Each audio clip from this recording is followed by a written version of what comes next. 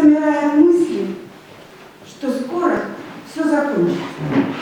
Без повтора жизнь одна на одной земле. А судьба творит чудеса, не задумываясь об этом. Все закончится. Будет лето, 3 недели, день, полчаса. А пока за окном темно, только звезды творят на синем. Все закончится. От бессилия все сломать, что предрешено. Не хочу ни о чем жалеть. Будет так, как решилось свыше. Все закончится. Голос слышу и купаюсь в своем тепле.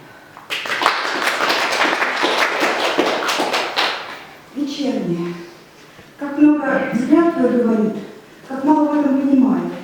Звезда вечерняя горит нас теплым светом, обнимая. Распространяется легко сияние газовой горелки. И в кофе будет молоко, колечки фруктов на тарелке. И будет крымское вино, родное, к нам снега попало.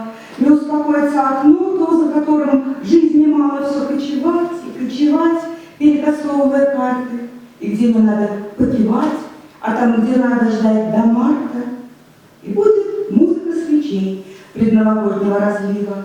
Рука тихонько на плече так успокоится красиво.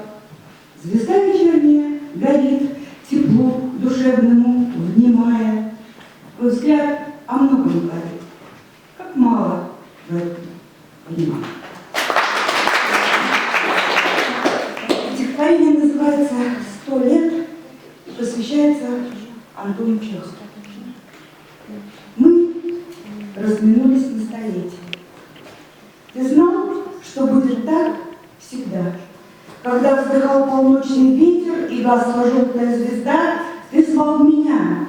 В объятиях многих не забываюсь и маня. Но встречу затаили боги и поздно создали меня. Я поняла об этом ныне в твоих строках, услышав крик.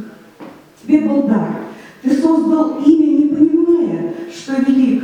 Моя те строки знала мама, а прежде матушка ее. Но шел ко мне, шагал упрямо с той страсти, годы, забытье. Бежала белая собака. Гудел прибывший пароход. Ты звал меня, возможно, плакал, и знал, что в жизни не придет к тебе моей печали пламя, моих объятий сладких хлеб. Что боги сотворили? С нами любовь, без жизни обратно зовет. Поэту посвящается поэту Николаю Попову.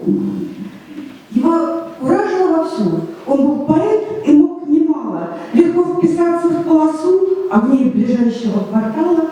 Он мог переселять миры на теплый плед его жилища. Но, помня правила игры, тревожился, что не отыщет одной единственной, лишь той, что для него слагает песню. Она могла быть непростой, большому миру неизвестной, но только лишь ему нести глоток воды, спасти от жажды.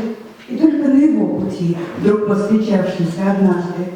Его куражило вовсю. Стихи читал он до рассвета, до капель пота на носу его влюбленного поэта. Он верил, пусть в который раз, что эту ночь откроет словом, что ключик поберет сейчас, сорвет ненужные оковы, чтобы возвести на пьедестал ее, венец его мечтаний. Он очень искренне устал от затянувшихся скитаний, но был один в немом лесу, где лето уходило в осень. Его куражило вовсю среди ему немавших сосен.